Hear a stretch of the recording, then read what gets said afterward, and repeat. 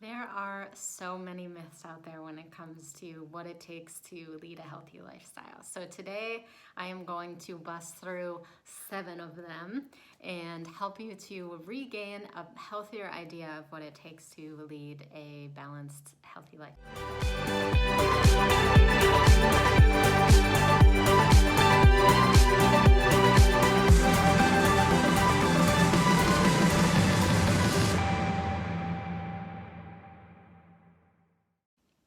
Myth number 1. I had a client share this with me this week.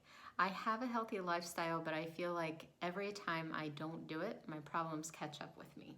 And this is a common misconception. I feel like a lot of times we think because we have a good balanced nutrition, because we have fitness, or because we are self-caring, that somehow means that our problems are going to go away. No, I would say that actually those things really just help to give you the energy that you need to deal with those things in life. And they help you to be in a better, healthier, mentally functioning space so that you can deal with them more appropriately. I would say as an entrepreneur and someone in workaholic rehab, there are still things that we deal with when we have a healthy lifestyle, for sure. And also trying to keep them in balance and keep them in check is daily maintenance. So it definitely doesn't mean that it makes all of your problems go away. It doesn't mean that you should use healthy lifestyle habits as a way of running away from your problems.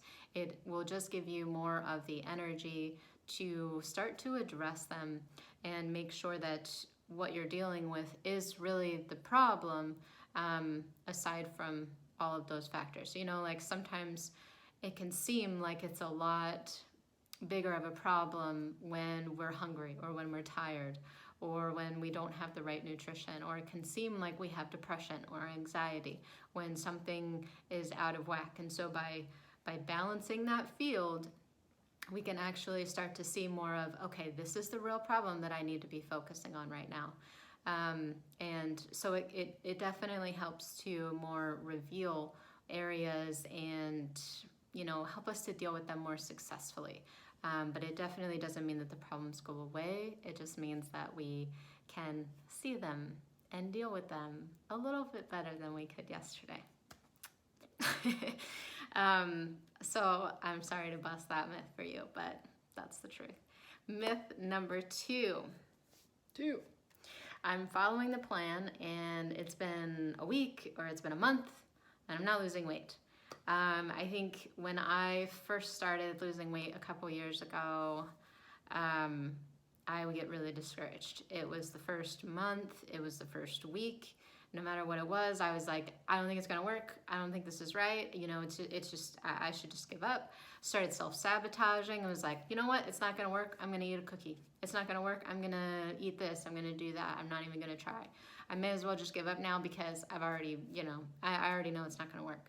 And we end up self-sabotaging because we believe deep down that we've tried so many different things and they just haven't worked, when really what we need to do is continue to stick with it. So for myth busting that one, weight loss definitely takes time. That's one thing that you need to be aware of. You need to be patient with yourself and your body as you take the time to learn what works and what doesn't work for it. You need to address whether you are actually self-sabotaging and maybe indulging in things that maybe you shouldn't.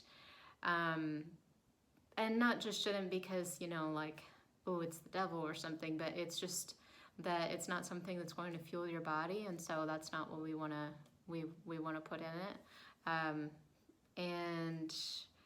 Or are we truly, not following the plan? Sometimes we're like, I'm doing everything that I can. My husband was so funny. He was like, I'm doing everything that I can. I'm eating healthy. Well, except for that cheesecake and those 5 rolls and that Kit Kat. Oh, and that other Kit Kat and this. And it's like, okay, so you weren't following the plan, which I love my husband so much.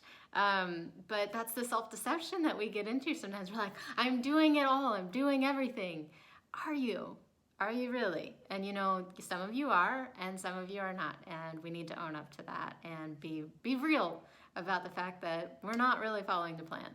And that self-honesty is going to get us a long way. So, also, is there a certain time where your body is retaining water? So for those of you that are on like your time of the month, things like that can lead to bloating.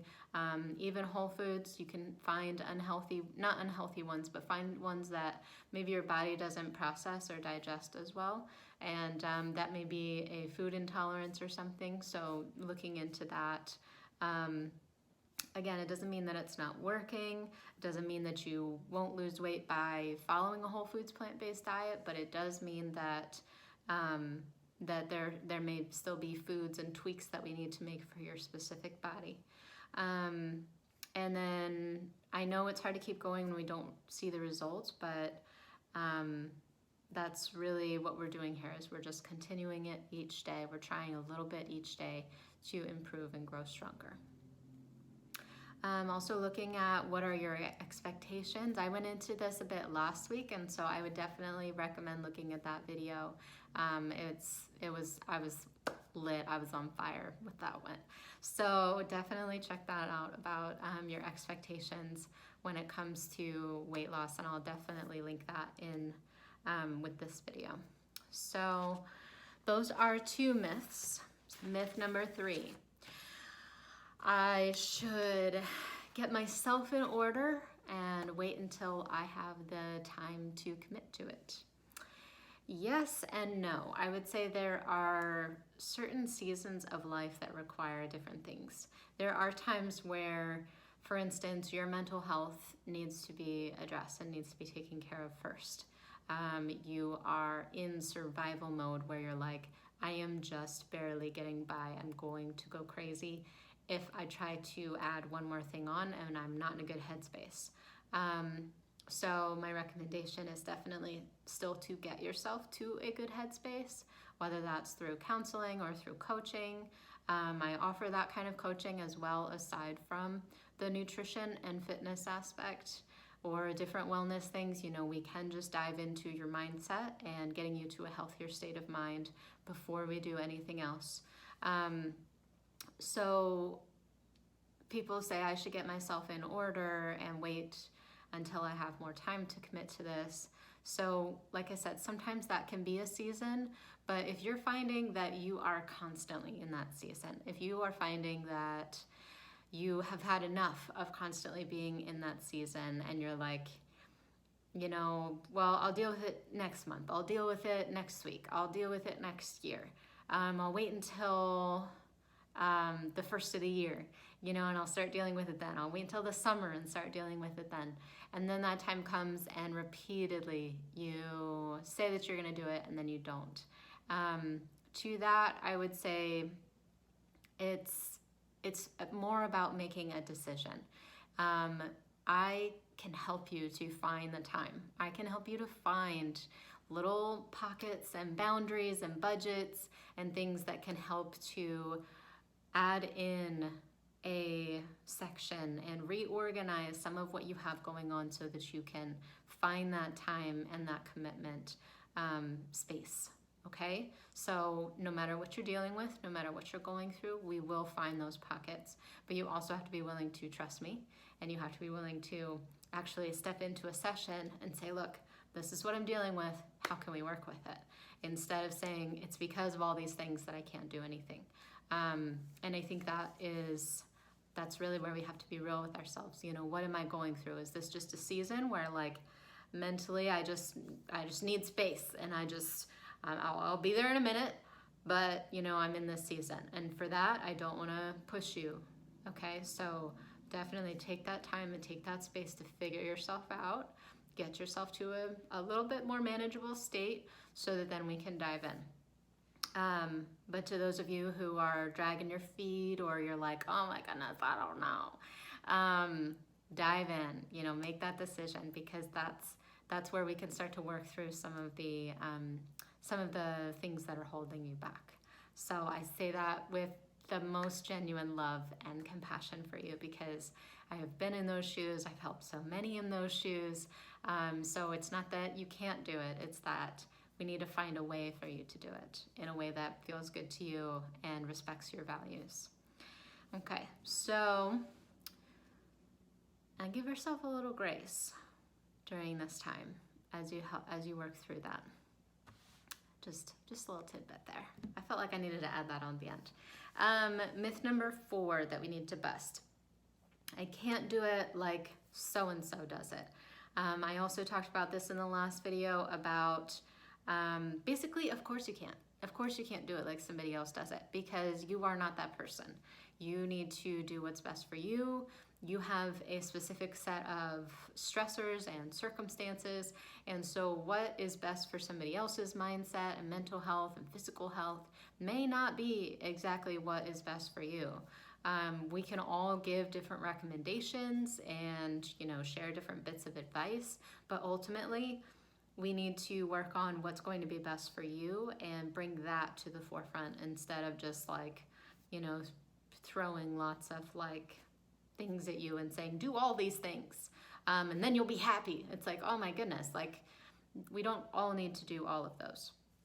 So take those recommendations and take the encouragement in from other people and the inspiration and motivation.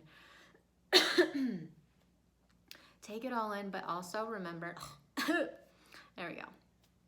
But also make sure that you are doing what's best for you, finding that motivation from within yourself and building your confidence based on your values and what's best for you. So as you work through that and find what's going to work for you, you'll gain a lot more confidence.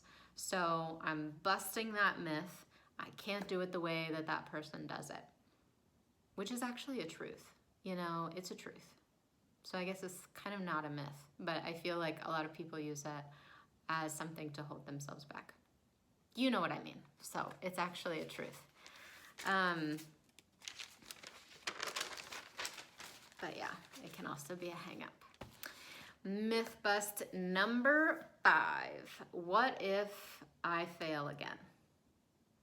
I guess the myth within that is that we fear failure and we're like, that's something that should hold me back. That's a reason for me not to dive in. So what if I fail again?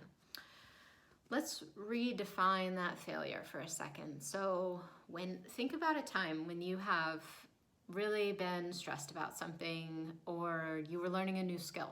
You were really excited about learning that skill. Say for instance, the piano. You're like, I love music. I want to learn to play the piano. And you painstakingly sat there for 5 weeks to master one song because you were like, hey Dad, look what I can play. And you were so excited that you finally learned that skill.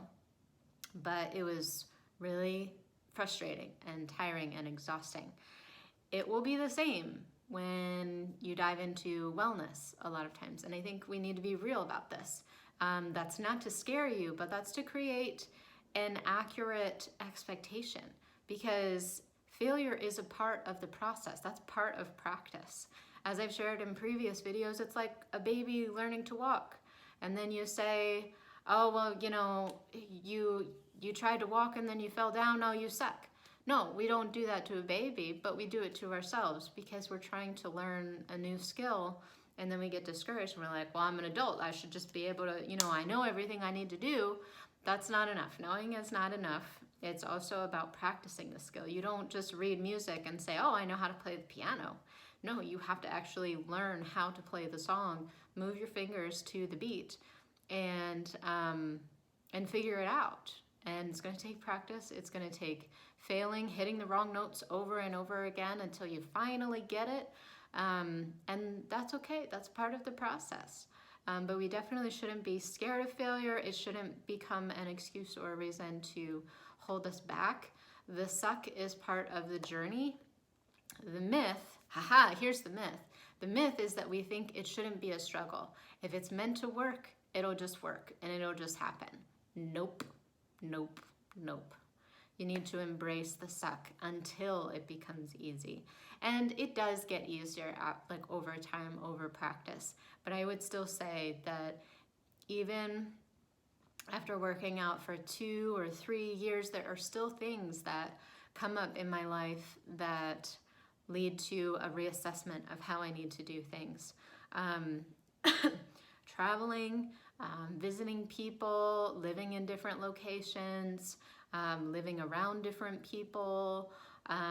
It's constantly a re-navigation. New jobs, new employment, unemployment, different jobs. Even for my husband changes my schedule and what I'm able to do. So we need to constantly be reassessing what's going to work. So a life change does not mean that we don't continue that habit. It means that we need to find a way within it and continue to work at it. It's not easy, but it is worth it. It's definitely worth it because it's something that brings energy to us once we get back in that flow of a new routine. And when we get kicked down, we get back up, we build that resilience. Myth number 6, what if I put in all this time, energy, and effort, but it's still not enough? What if I'm still depressed, anxious, angry, empty? Guys, I have been there before. I have chased pipe dreams. I have chased things that I was like, this is the key to all happiness. This right here.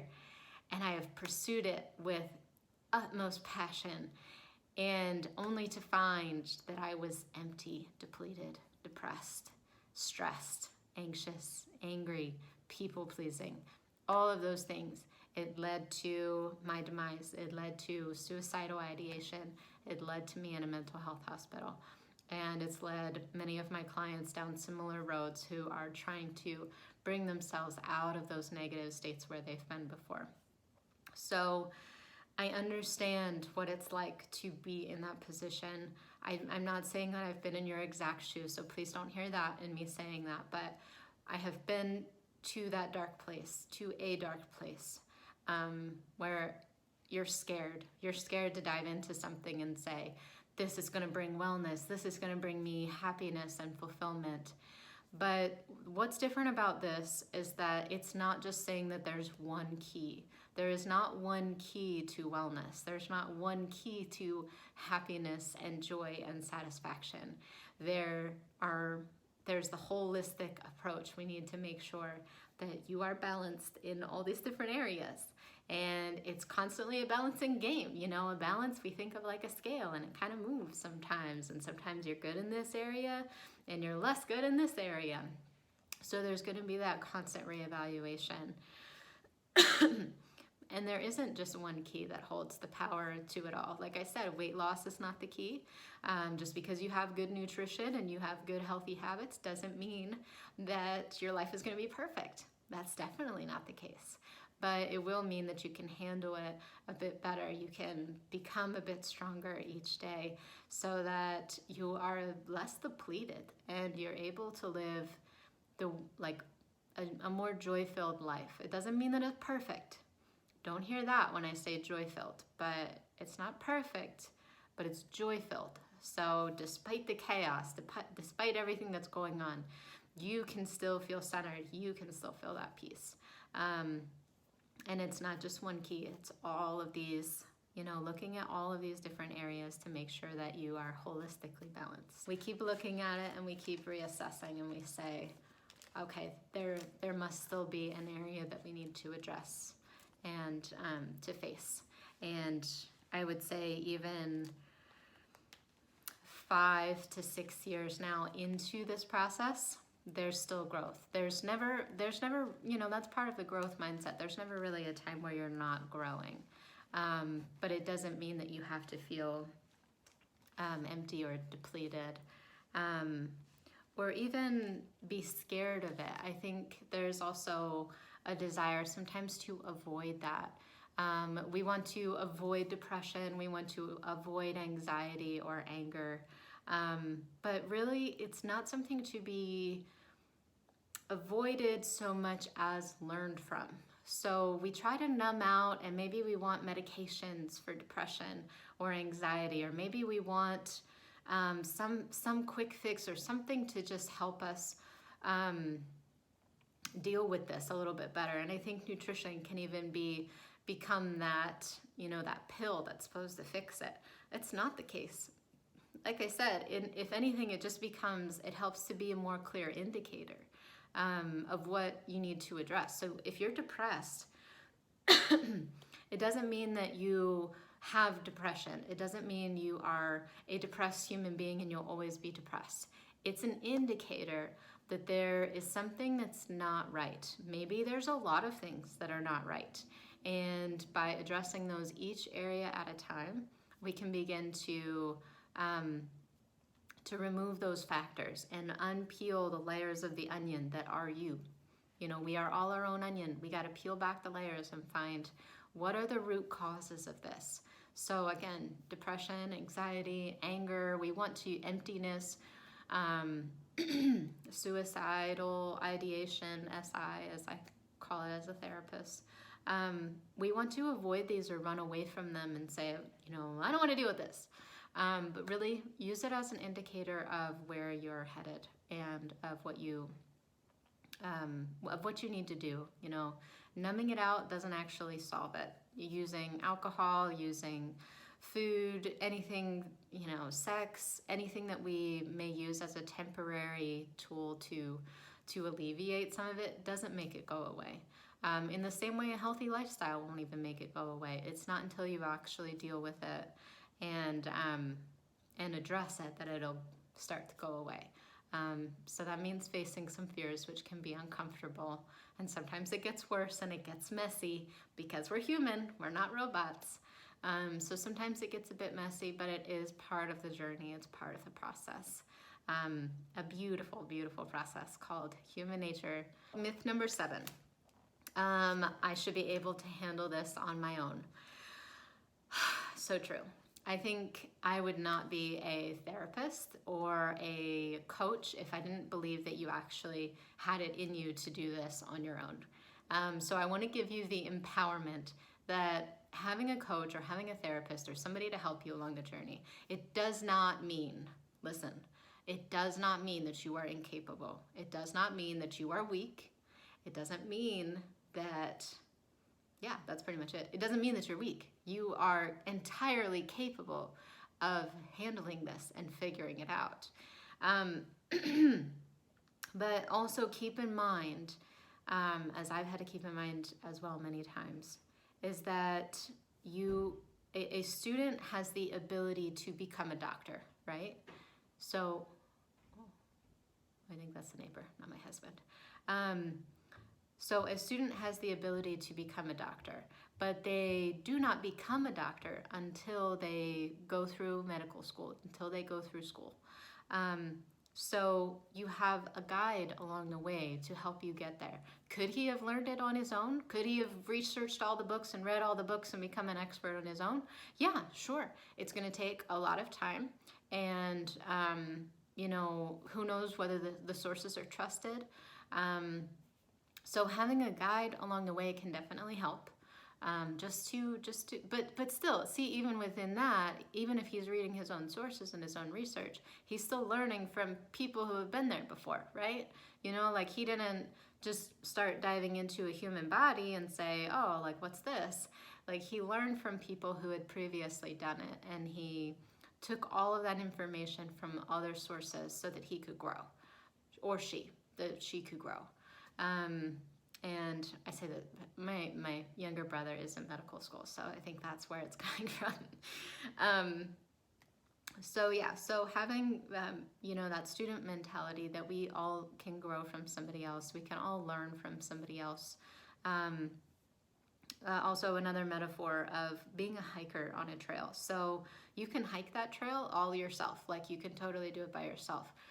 But how much more strongly will you lead, and how much more prepared will you be if you talk to somebody who knows the terrain? You talk to the park rangers about and read the signs and different things about what to be prepared for. We go to different national parks and they have the bear boxes.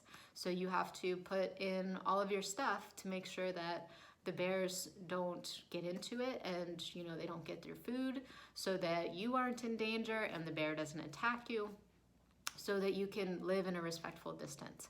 If you don't have some kind of guide, that bear could just come in and take you out. It could, they were finding that people were abusing that, and they were just giving food to the bears, and the bears started to become less of hunters and gatherers. Like they stopped going and hunting for themselves.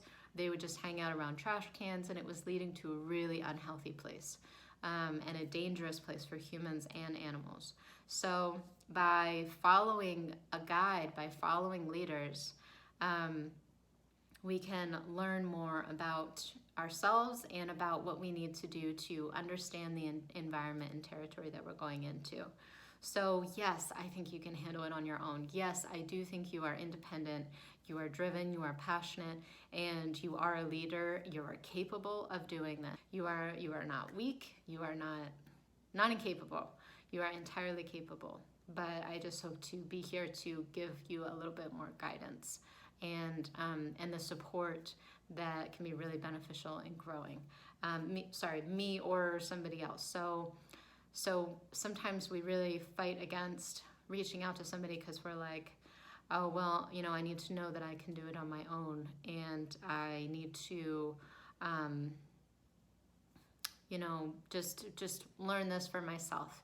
And that is entirely valid, but you can also grow so much more from the feedback that we can get from each other, and by working in community with one another, because then not only do you have your own mind coming up with ideas, but you have other people's minds as well, and you have people that have had more experience that are able to pour into you, to fuel you and energize you, so that you can enjoy the process too.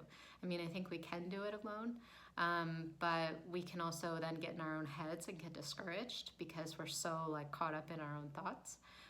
So yeah, trying to remember that we are capable, but we can also thrive more in community and in relationship, and in getting out of our own heads.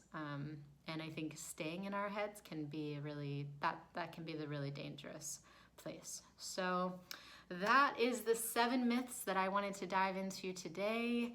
I know this is one of my longer videos, same as last week actually, but I just get so passionate about this, and I hope that helps to shed a bit more light on some needs that maybe you've been having, and some mental struggles that have been a challenge for you lately, as I know they were for me when I was first starting, and at different stages where I've reconnected with my wellness journey.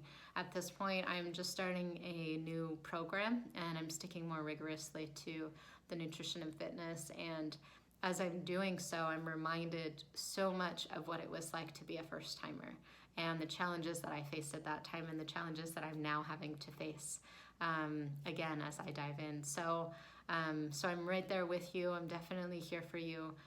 Definitely connect with the resources that are in the description section. Click the subscribe button to make sure that you get notified of new episodes every week. They are released on Thursdays, and then also click the like button if this is something that is beneficial to you, because I want to make sure that I'm making content that is relevant and encouraging to you. It's what you actually need. So by giving indicators like liking and commenting, I really know that that's what you're wanting to see more of. So definitely do that to help continue to see content like this. Let's see, anything else? What would you say, down in the comment section, what would you say is the main takeaway for you today? What was the main myth that was a challenge for you? What was it that really stood out to you about today? So leave that down in the comments. I'd love to interact with you there, and also, of course, my email is in the description section as well. So if you have any questions, either leave them in the comments, or if you want a definite reply from me specifically, then send it to that email address that's in there. My website is also down there, my social media profiles, and I'm very active on those, so definitely tune into those.